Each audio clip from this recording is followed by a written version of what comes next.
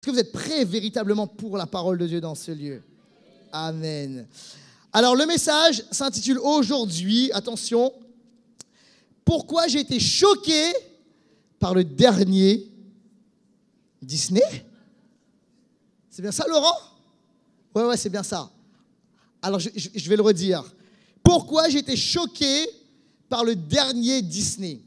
On lit un passage et puis on plonge ensuite dans la parole. Acte 17, verset 16 dit ceci. Pendant qu'il attendait, c'est l'apôtre Paul, qu'il attendait ses compagnons à Athènes, Paul bouillonnait d'indignation en voyant combien cette ville était remplie d'idoles. On s'arrête là, on va lire la suite après et on prie. Seigneur, merci pour ta présence. Je te prie que tu puisses me oindre pour apporter cette parole. Donne-moi d'être connecté à l'Esprit Saint, d'être rempli de ta puissance et aussi de créativité maintenant pour apporter cette parole. Je prie que les cœurs soient touchés et que la vérité puisse rayonner dans les cœurs et détruire les mensonges. Au nom de Jésus, et toute l'Église dit Amen. Alors, Paul est là, il arrive à Athènes, je vous fais très rapidement un récap, et il marche dans cette ville, tout se passe bien, jusqu'à ce que, en fait, il se rend compte que dans cette ville, il regarde autour de lui, et en fait, il est choqué par la culture ambiante, il est choqué par l'environnement. Parce que Paul est un juif, donc en Israël, on adore l'Éternel, le seul vrai Dieu. Et là, il arrive dans une ville grecque, et en fait, c'est une ville c'est un millefeuille spirituel. Et il se rend compte que c'est rempli d'idoles et d'adoration à toutes sortes de dieux, etc.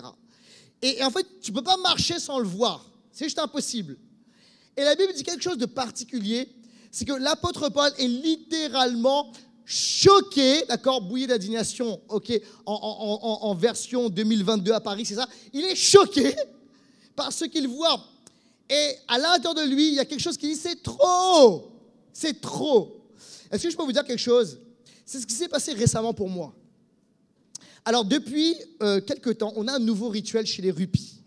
Dans la famille Rupi, on a mis un nouveau truc en place. Le samedi soir, c'est en début de soirée, c'est soirée ciné, pizza, chips, etc. D'accord? Ça, c'est vraiment génial. Et on regarde un film. Souvent, c'est un petit dessin animé, un Disney, un Pixar ou je ne sais pas trop quoi.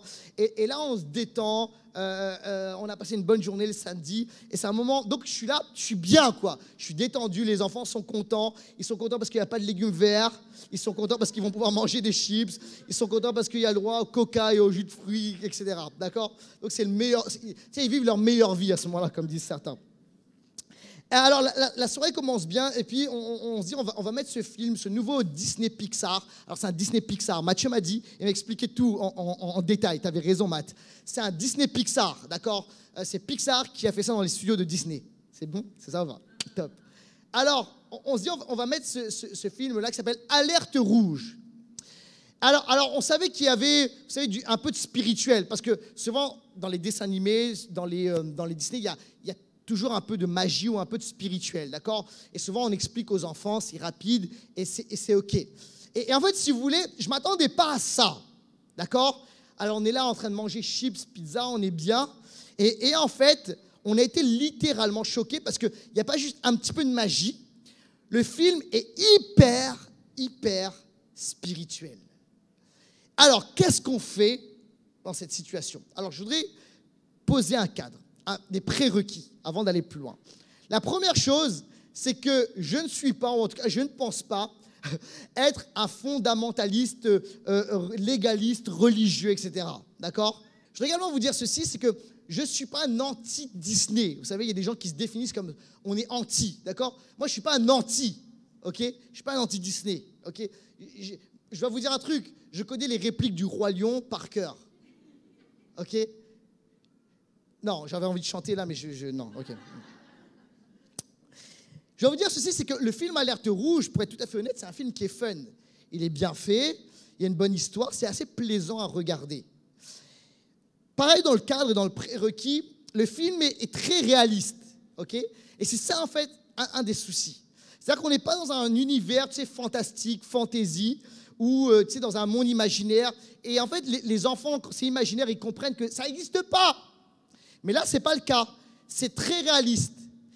Et en fait, c'est même potentiellement réalisable. Et je parle du spirituel là, qui est évoqué dans ce film.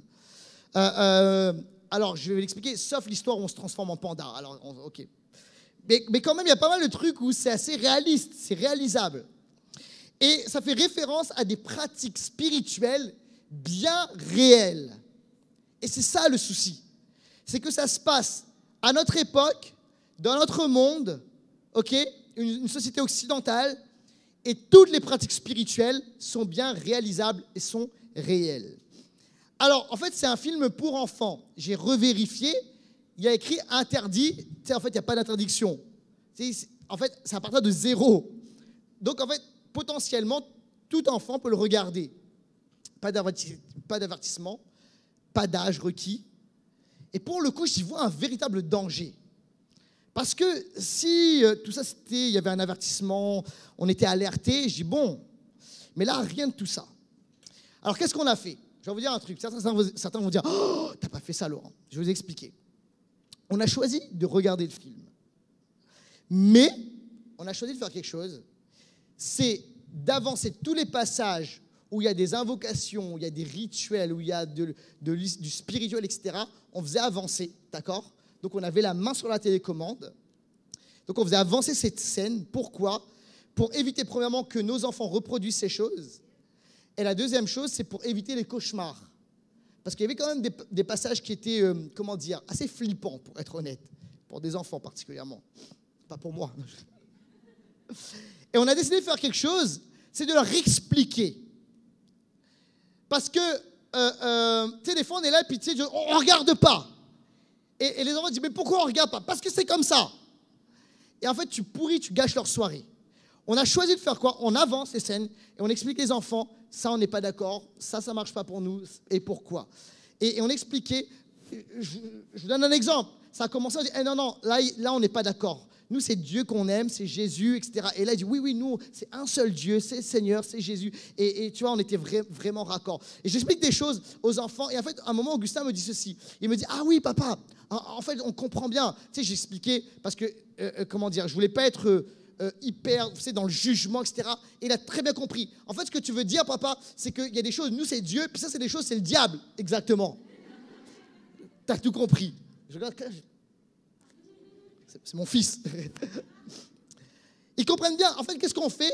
On leur apprend à discerner. Pourquoi? Parce que, en fait, on est dans le monde et on n'est pas du monde. Vous comprenez l'histoire? C'est qu'on est bien dans ce monde réel. Et tu peux cacher tes enfants, les mettre dans une grotte toute une vie. Au bout d'un moment, ils vont être dans le monde réel, confrontés à des vraies choses. Alors, qu'est-ce que tu fais? Est-ce qu'on les cache? On va habiter quelque part dans une montagne perdue. Au bout d'un moment, c'est un peu compliqué quand même. OK? Ou est-ce qu'on leur apprend à discerner de leur plus jeune âge? Alors, nous, on a choisi, peut-être c'est pas là, ok, vous n'êtes pas d'accord avec ça, mais on a choisi de leur apprendre à discerner. Et les enfants, vous savez, ils sont intelligents et ils comprennent les choses. Et ils savent juger, trancher, discerner. Ok? Donc, on a posé le prérequis. Le contexte de cette histoire, du film Alerte Rouge, c'est quoi? C'est une famille asiatique qui vit à Toronto. Et les parents et une fille. La fille s'appelle Maylin. Et la mère est responsable d'un temple bouddhiste à Toronto. Et dans ce temple abrite un autel à une ancêtre. Et c'est ça le contexte. Ça commence comme ça. Et il y a cette jeune fille, donc qui s'appelle Maylin, qui est en pleine crise d'adolescence et qui veut s'affirmer. Alors, c'est ça le décor. Maintenant, vous me dites, Laurent, qu'est-ce qui se passe? Est-ce que tu vas nous faire maintenant tous les Disney, tous les films qui passent? À chaque fois, on va avoir le droit à une prédication. Est-ce que c'est ça le but de... Non. Relax. Mais l'idée, c'est quoi? C'est que je crois qu'en tant qu'église, et une église qui est en mission, on doit penser comme des missionnaires. Et penser comme des missionnaires, ça veut dire quoi? Ça veut dire qu'on doit sonder la Bible, la parole de Dieu, et aussi on doit sonder la culture dans laquelle on est. Est-ce que vous êtes avec moi ou pas? Exactement comme l'apôtre Paul. L'apôtre Paul est en mission à Athènes, en Grèce, et il est rempli de la parole de Dieu, et en même temps, il sonde, il regarde, il voit la culture dans laquelle il est appelé à prêcher l'évangile. Et on doit comprendre les choses. Donc on va faire deux choses aujourd'hui. On va analyser, et l'idée c'est quoi? C'est aujourd'hui, au-delà du film, de dire, ok, on va analyser le contexte, l'environnement dans lequel on est, d'accord, dans lequel il y a des messages qui sont libérés. Donc on va analyser, Et aussi, on va saisir des clés pour nous aujourd'hui. Est-ce que vous êtes OK avec le programme? Parce que j'en ai pas d'autres. Mon premier point donc est le suivant. Analyse du film. On y va ensemble. Alors, vous savez, dans la préparation de ce message, j'ai dû regarder Disney+, quoi. Donc, Claire m'a dit, OK, est-ce que tu l'as re-regardé? Je dis oui, j'ai re-regardé pour être bien sûr de ce que je raconte. J'ai noté les dialogues, j'ai noté les répliques. D'accord? Donc, on y va ensemble, on va analyser un peu le film. Est-ce que vous êtes avec moi? Super. Alors, une des choses qui arrive dès le début du film, prochain slide, c'est l'invocation des morts. Ça arrive dès le début avec une scène d'invocation des ancêtres. Donc, on voit, ils sont en prière et ils sont en train d'invoquer une ancêtre qui est bien morte, ok? Je veux dire, elle n'est pas là en train de discuter, elle est morte. Et il y a une icône et ils sont en train de prier, de l'invoquer. Et il y a une phrase que la mère de Maylin dit, et la phrase est la suivante. Ici, au lieu d'honorer un Dieu, nous honorons nos ancêtres. Donc ça commence de cette façon. L'invocation des morts. Alors peut-être que pour certains, vous avez compris que ça ne va pas. Mais pour d'autres, il faut quand même revenir à la parole. Parce que la parole de Dieu le dit très clairement que nous n'avons pas à invoquer les morts. D'accord? Qui que ce soit. On n'a pas invoqué des saints qui sont morts. On n'a pas invoqué des ancêtres qui sont morts. On a à invoquer un Dieu qui est mort mais qui est ressuscité. Son nom, c'est Jésus-Christ. Et voici ce que déclare la Bible dans Lévitique au chapitre 20 et au verset 6. Si quelqu'un s'adresse à ceux qui invoquent les esprits et aux spirites pour se prostituer à eux, je me tournerai contre lui. Ça ne va pas, ça. Lorsque Dieu se tourne contre nous, ce n'est pas bon, les amis. Et je l'exclurai du milieu de son peuple. OK? Ça, c'est une parole de Dieu. Deutéronome, chapitre 18, versets 10 à 12. Qu'on ne trouve chez toi personne qui consulte les esprits ou les spirites, personne qui interroge les morts. En effet, celui qui fait cela fait horreur à l'Éternel. C'est à cause de ces pratiques abominables que l'Éternel, ton Dieu, va chasser ces nations devant toi. Alors Dieu dit clairement, et les mots sont costauds, hein, c'est une horreur, c'est abominable. Donc vous voyez, et en fait, on n'est pas en train de juger les gens là, hein, comprenez bien. On n'est pas en train de pointer les gens. Est-ce que vous êtes avec moi ou pas? C'est super important de comprendre ça. On n'est pas en train de condamner les gens. On est en train de dire ces pratiques-là, on n'est pas d'accord avec ça. Et voici ce que déclare la Bible. C'est une horreur, c'est une abomination. Et notre louange va à l'Éternel, notre Dieu, qui est l'Éternel. L'Éternel, c'est quoi? Celui qui est vivant pour toujours et à jamais. D'accord? Le grand je suis. Quelqu'un dit amen à cela. On continue. Ensuite, alors je vous fais en résumé parce qu'il y aurait beaucoup de choses quand même. Rêve spirituel. Maylin fait un rêve et ce rêve est spirituel. Alors, je vous le décris. Elle se voit dans le temple, donc dans ce fameux temple dont sa maman est la gardienne. Et elle arrive, le rêve est effrayant, il est saisissant, il est intense. Et alors, au passage, il y a des images qui apparaissent dans son rêve, des images, par exemple, d'animaux étranges, okay, des sortes d'animaux, là, il y a des flashs comme ça, ok. Et l'image, notamment d'un garçon qu'elle aime. Et alors, c'est particulier parce qu'elle voit ce garçon, pas simplement en garçon, mais en garçon sirène. Alors, je n'ai pas le temps d'entrer là-dedans, mais quand même, la sirène, c'est une puissance d'impureté, de séduction, de tout ça. OK? Donc, en fait, il y a un flash là, puis moi, je vois ça, je dis, wow, ça va pas, quoi. Et puis, à un moment, donc, elle est dans ce temple, et elle voit un esprit en forme de panda, parce que ça tourne autour du panda, qui sort de l'icône de son ancêtre et qui vient sur elle et en elle. Et elle se réveille le matin, et elle se regarde, et en fait, elle est transformée littéralement en panda. Alors, je suis désolé pour ceux qui veulent voir le film, je vais tout spoiler hein, quand même, je préviens. Hein. Bon, en même temps, vous vous y attendiez, hein, il fallait pas venir aujourd'hui, c'est donc, bon, bref.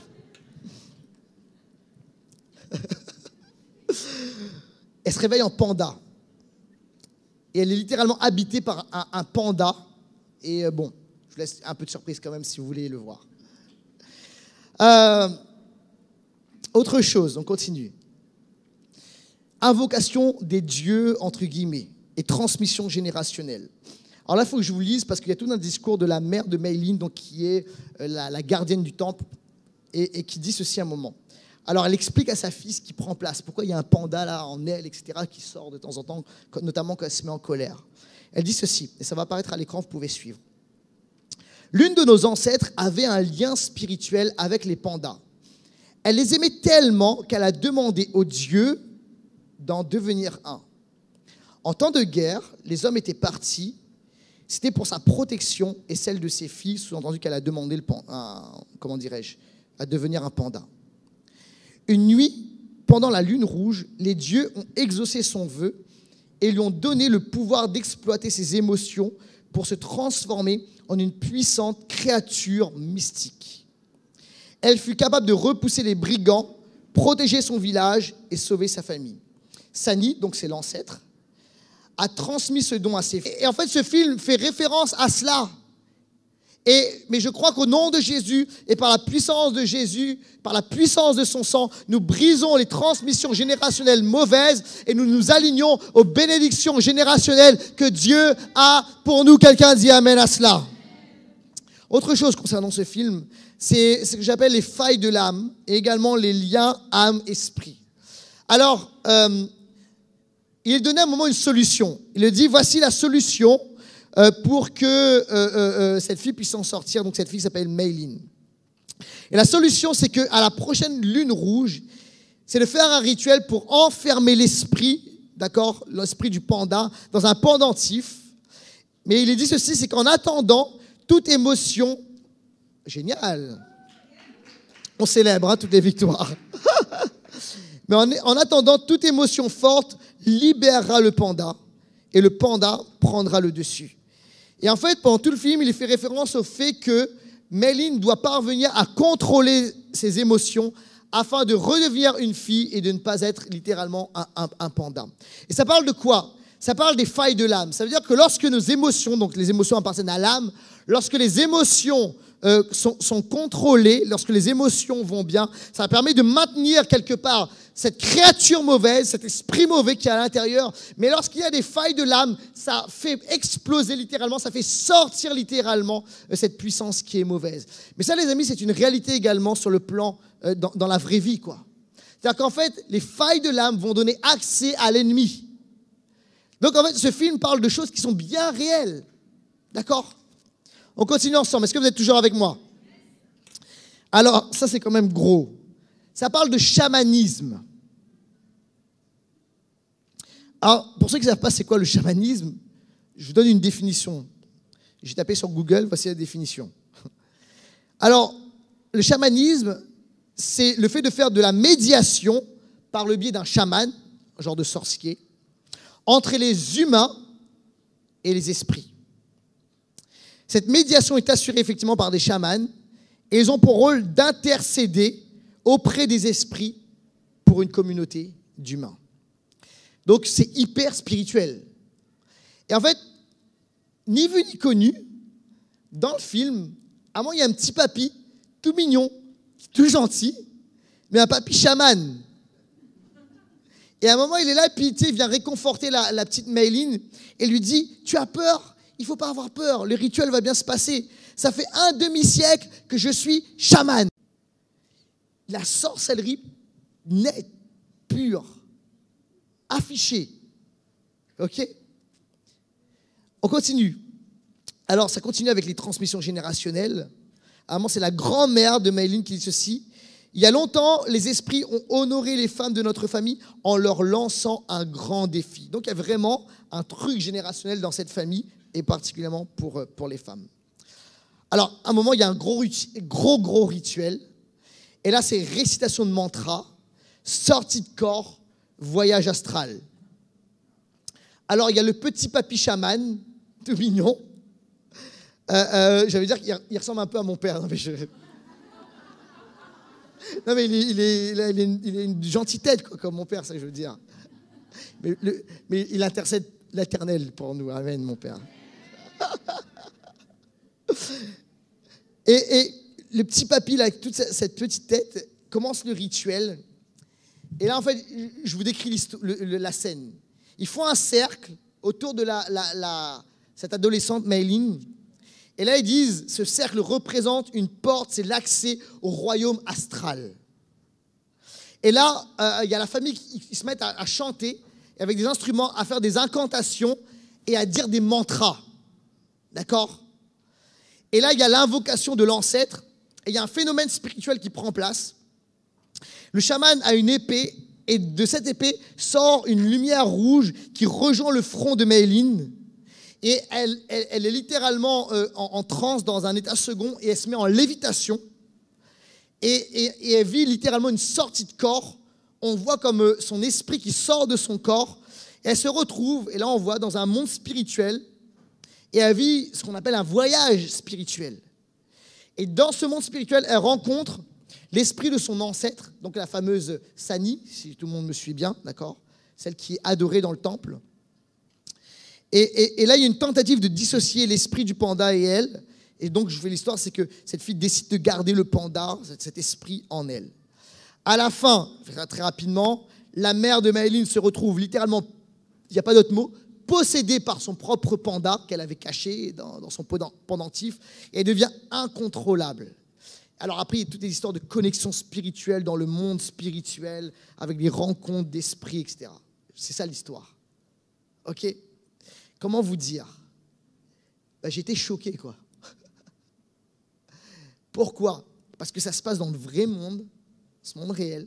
C'est des pratiques qui sont des pratiques réelles, qui font appel à des réalités. Alors ouais, bien sûr, après c'est rajouté, il n'y a pas un panda qui saute sur les toits et qui, ok, d'accord, et qui danse dans un anniversaire avec des jeunes. On est d'accord, ça n'existe pas. Mais en fait, quasiment tout le reste, les amis, c'est du réel. Et en fait, si tu veux, c'est hyper explicatif.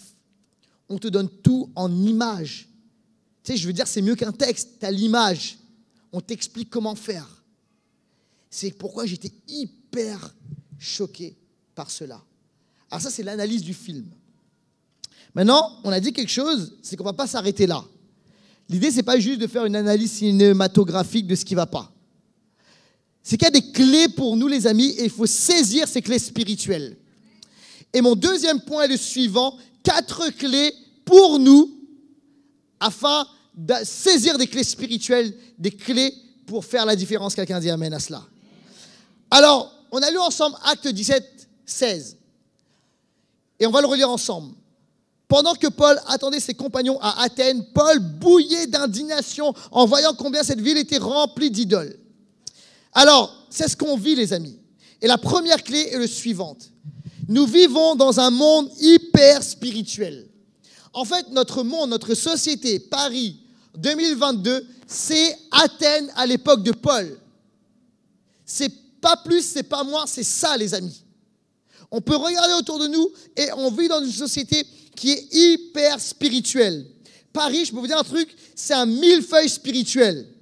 Il y a des spiritualités de partout.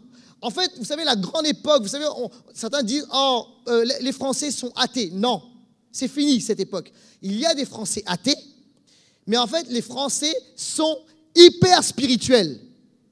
Et la spiritualité est partout, surtout à Paris. Pourquoi ? Parce qu'à Paris, c'est une mégalopole, c'est une métropole.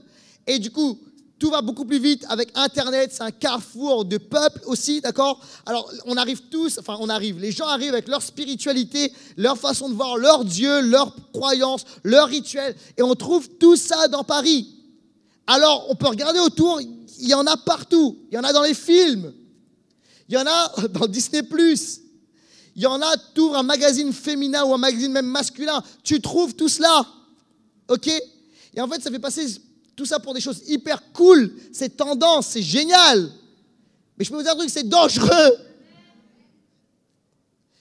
Vous savez, récemment, j'ai rencontré des gens, là, et je rencontre à Paris des gens qui sont hyper ouverts au spirituel. Et récemment, j'en ai rencontré vraiment, c'est bizarre, j'en ai rencontré pas mal, quoi. Des gens qui me disent, récemment, je discute avec quelqu'un, puis il me dit, j'avance avec Dieu. Je dis, c'est super, tu avances avec Dieu, c'est extraordinaire. Elle me dit, mais en fait, j'avance avec Dieu, mais il n'y a pas vraiment Jésus. Je dis, ah, là, je bug. Je dis à un pasteur, j'avance avec Dieu, puis il n'y a pas Jésus. Tout d'un coup, ah, d'accord, intéressant, explique-moi. Et là, la personne m'explique, en fait, tu vois, je suis entré dans telle pratique, mais c'est super parce que je sens une extraordinaire énergie en moi. Et je me sens hyper vivant. Énergie. OK? En fait, énergie, et l'autre mot pour, dans la Bible, c'est des esprits mauvais, quoi, d'accord? En fait, nous, on l'a rendu cool, on a appelé ça énergie. Tu sais, c'est génial que tu dis, j'ai une énergie en moi, tu comprends? Et c'est ça la réalité, aujourd'hui, dans notre monde, et là où on vit. Donc, on est dans une réalité, dans un monde hyper spirituel. Et dans cette culture-là, il y a des messages qui sont littéralement diffusés. On est à Athènes, on est en plein là-dedans. Donc, il ne faut pas qu'on soit, comment dirais-je, il ne faut pas qu'on soit surpris. Il ne faut pas qu'on soit naïf par rapport à cela. Il faut qu'on se prépare spirituellement et on doit considérer notre culture comme celle-ci. La deuxième clé, c'est que nous devons exercer le discernement spirituel. Alors, il est dit ceci au sujet de l'apôtre Paul. Il est dit qu'il bouillait d'indignation. D'autres versions disent ceci. Il sentait au-dedans de lui son esprit s'irriter. Est-ce que vous êtes avec moi? Alors, il est dit, son esprit, c'est un truc spirituel qui prend place à l'intérieur de l'apôtre Paul. Et il sent son esprit à l'intérieur qui s'irrite. Et le mot en grec, c'est le mot qui a donné paroxysme. Il sent son esprit arriver à un paroxysme. Il s'irrite. Et ça peut être également traduit par aiguisé. Son esprit est à ce moment-là aiguisé. Il est en train de trancher. Il est en train de discerner. Vous comprenez ce qui se passe là? Et le mot peut être également traduit par stimuler. Il sent aussi ça peut être aussi traduit par presser. Ça peut être traduit par irriter. Ça peut être traduit même par pousser à la colère. C'est exactement ce qui se passe dans le cœur de l'apôtre Paul. Est-ce que ça vous est déjà arrivé? Vous entrez dans un endroit, tout va bien, d'accord? Vous êtes détendu, il fait beau, d'accord? C'est un joli jour de printemps, un beau dimanche de printemps. Vous arrivez dans un endroit et en fait, vous ne savez pas ce qui se passe. Et tout d'un coup, à l'intérieur de vous, ça ne va pas. Ça veut déjà arriver, ça? Ok, merci. Ça ne va pas, tu es irrité, il y a un truc qui se passe à l'intérieur, tu ne sais pas comment l'expliquer. Ok? Et ça, en fait, les amis, c'est quoi? C'est le discernement spirituel. Moi, je n'avais jamais compris le don de discernement jusqu'à ce que je lise un livre de Chris Vallotton qui explique le discernement spirituel comme étant la dimension de discernement des atmosphères. Des fois, tu arrives dans un endroit et puis tu sens une atmosphère qui n'est pas bonne. Tu sens la tristesse, tu sens, tu te sens abattu, tu te sens faible, tu sens parfois une mauvaise attirance impure, etc. Tu dis, mais c'est bizarre, tout allait bien, qu'est-ce qui se passe? En fait, autour de nous, il y a des atmosphères, c'est des puissances spirituelles. Et l'apôtre Paul arrive dans cet endroit et c'est tellement chargé spirituellement qu'il sent ça à l'intérieur de lui. Est-ce que vous êtes avec moi ou pas? Et c'est son esprit. C'est pas son âme, c'est pas ses émotions, c'est dans son esprit. L'esprit, c'est cette partie la plus noble de l'être humain. Est-ce que vous êtes là ou pas? Et il sent à l'intérieur de lui, ça va pas. Ça m'est arrivé plusieurs fois, mais particulièrement une fois, et c'est très frais dans ma pensée. Ça remonte à plusieurs années. On était dans une soirée de louange, de prière, type chambre haute. Et là, c'était fort, tout le monde louait, tout le monde adorait. Puis à un moment, on se met à adorer en langue. Vous savez, alors là, c'est quoi? Pour ceux qui vous êtes là, puis vous n'êtes pas habitués, vous nous avez entendu parler en langue, chanter en langue. C'est acte 2. Dans la Bible, ils sont remplis du Saint-Esprit et ils parlent des langues nouvelles inspirées par le Saint-Esprit. D'accord? C'est dans la Bible. Et là, on était là en train de chanter en langue, en train d'adorer Dieu en langue. Et puis, tout se passe bien. Et puis derrière moi, je ne sais pas ce qui se passe, je suis comme irrité. Et je me retourne, je vois une personne qui était là pour la première fois, ok? Et en fait, je veux dire, elle fait tout ce qu'il faut faire dans une église charismatique. Elle a les mains levées et elle chante en langue. Tout va bien, quoi, c'est génial, ok? Mais je ne sais pas pourquoi, j'ai rien contre elle, je ne la connais pas, et il y a quelque chose en moi, je suis énervé. Je dis, mais qu'est-ce qui se passe, Laurent? C'est quoi ton problème? Je dis, bon, tu sais, et ça m'énerve, quoi. Et j'ai envie de dire, arrête de chanter en langue. Mais tu sais, je fais jamais ça, quoi. Je suis quelqu'un de gentil. Je fais jamais ça. Enfin, je veux dire, je fais pas ça comme ça aux gens, quoi. Et à la fin, je vais la voir. Eh bien, bienvenue, je l'accueille. Est-ce que c'est la première fois que tu viens dans notre église? Peut-être tu viens de quelle église et tout? Et tu sais, pour dialoguer, pour apprendre à la connaître, simplement. Elle me dit, ah non, en fait, non, mais moi, c'est la première fois que je viens dans l'église, dans une église même en général. Je ne connais pas l'église. Et en fait, elle était invitée par quelqu'un. Elle me dit, parce que moi, en fait, mon truc, c'est plutôt tout ce qui est méditation, transcendantale et tout et tout. Et là, je comprends. Et je ne la juge pas. Hein. Zéro jugement contre elle. Mais en fait, si tu veux, à ce moment-là, ce n'était pas du tout le Saint-Esprit. Et par contre, l'Esprit Saint, qui est dans les chrétiens, là, il était en moi, puis il est en moi, puis il dit, mais c'est pas bon, ça, c'est pas moi. Bip, bip, bip, tu comprends? Ça va pas. Et c'est ça, en fait, les amis. Et l'apôtre Paul, là, il y a des signaux qui sont envoyés par le Saint-Esprit. Il dit, c'est pas moi, ça, c'est pas moi dans cette ville. Il y a plein de puissances spirituelles. Et les amis, dans ce monde-là, on doit apprendre à discerner les choses. Ça ne veut pas dire qu'on doit envoyer des flèches mortelles aux gens ou envoyer des paroles de condamnation. Il y a une différence. On n'a pas à lutter contre la chair et le sang. On a à lutter, vous comprenez, contre des autorités, des puissances dans le monde céleste. OK? Et alors, le Saint-Esprit nous appelle à discerner, à voir. Et là, et alors, qu'est-ce qui se passe? Quand tu discernes spirituellement, tu combats spirituellement. Et tu sais que, OK, ce n'est pas juste terrestre, c'est spirituel le problème. Alors, aujourd'hui, au nom de Jésus, je veux éveiller et je veux activer dans notre cœur, en nous, le don de discernement des esprits au nom de Jésus. Qu'on puisse activer ça et qu'on puisse vivre avec cela. Parce qu'on a tellement besoin à Paris en 2022. On en a tellement besoin dans notre monde. Écoutez bien, je voudrais vous dire ceci. C'est pas, vous savez, toutes ces choses-là, c'est pas juste quelque part, vous savez, très loin. Vous savez, des fois, on a un peu cette pensée exotique dans une tribu. Vous savez, moi, je suis originaire de l'île de la Réunion. Alors, vous savez, il y a toutes sortes de choses aussi très spirituelles, mais c'est très visible. Alors, tu dis, c'est là-bas. Non, non, c'est bien ici, les amis. Et on doit apprendre à discerner ces choses-là. C'est pas juste des énergies. Allô? Alors, deuxième clé, nous devons exercer le discernement spirituel. Troisième clé, est-ce que vous êtes toujours avec moi? Nous devons aller devant l'aréopage. C'est exactement ce qu'a fait l'apôtre Paul. C'est quoi l'aréopage? C'était cet endroit à Athènes où c'était la place du marché.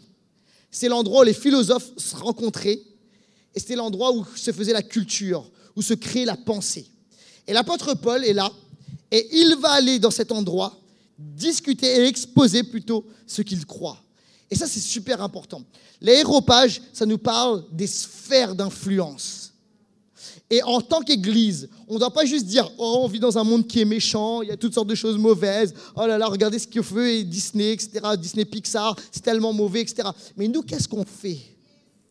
Et on doit se lever en tant que chrétien parce que s'il y a des esprits qui ne sont pas bons, il y a le Saint-Esprit qui est extraordinaire, qui est puissant, qui est merveilleux, qui est en nous et qui nous inspire à faire des choses encore plus grandes.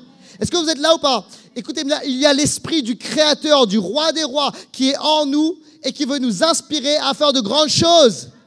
Donc, il faut qu'on se lève en tant que chrétien et il faut qu'on aille dans les endroits d'influence afin d'amener plus que jamais le royaume de Dieu. Quelqu'un a dit amen à cela. Il ne faut pas qu'on regarde ce monde en disant c'est méchant, ça ne va pas, etc. Il faut qu'on aille dans les médias, il faut qu'on aille dans la politique, pas pour faire les mêmes choses, mais pour amener le royaume de Dieu. Il faut qu'on aille dans les milieux artistiques, il faut qu'on aille dans toutes les sphères, business, il faut qu'on aille dans les finances, il faut qu'on aille partout où Dieu nous appelle, dans la santé, dans l'éducation, il faut qu'on aille dans le social, dans les milieux associatifs, il faut qu'on aille avec cela.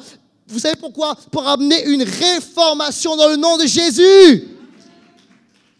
Et qu'on a avec la puissance du Saint-Esprit, la créativité du Saint-Esprit, le discernement du Saint-Esprit. C'est à nous de le faire. Et si Dieu nous a placés ici dans cette ville, à Paris, qui est un carrefour de l'influence, c'est une ville tellement centrale, stratégique, importante, non seulement en Europe, dans le monde, dans la francophonie. Dieu nous a placés ici dans ce lieu, dans cette ville, pour faire une différence au nom de Jésus. Alors écoute-moi bien, demain lorsque tu vas galérer dans le métro et tu seras peut-être pas très content, dis-toi que tu as un job à faire dans cette ville. Tu galères dans le métro pour influencer le métro, quelqu'un dit amen à cela. Tu galères peut-être à Paris, tu n'es plus super à l'aise parce que Dieu t'appelle à influencer au nom de Jésus. Et on ne va pas se gêner pour le faire. On va y aller avec la puissance de Saint-Esprit, avec l'onction de Dieu, quelqu'un dit amen à cela. Wow! Alors on va faire comme Paul. On ne va pas se défiler, dire « Oh, c'est tellement terrible, il y a trop d'idoles, trop de puissance. » Non, non, en fait, je m'en vais, je t'attends à l'extérieur. Tu sais, t'attends tes copains à l'extérieur. Non, non, on ne va pas attendre le retour de Jésus à l'extérieur. On n'est pas du monde, mais on est dans le monde et on est là pour réformer le monde dans le nom de Jésus. Alléluia.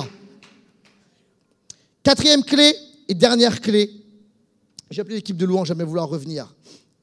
Nous devons vivre le spirituel avec Jésus par le Saint-Esprit.